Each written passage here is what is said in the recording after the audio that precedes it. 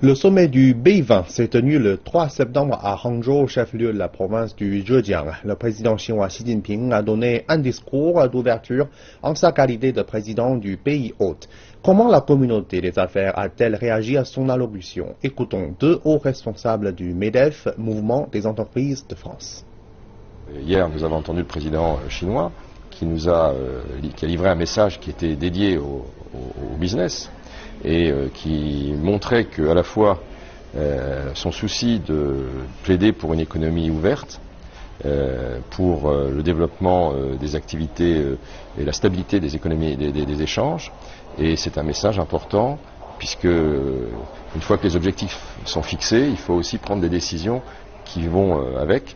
Et ça, ce sera l'objet de la réunion à partir de dimanche des chefs d'État. J'ai été très frappé, agréablement frappé par le discours du président Xi Jinping hier soir au B20, qui a donné un certain nombre d'objectifs à cette réunion. La première, la paix et la coopération, la recherche de consensus et recherche d'harmonie. La deuxième, la construction d'un partnership global pour une collaboration gagnante-gagnante entre nos pays, entre nos entreprises.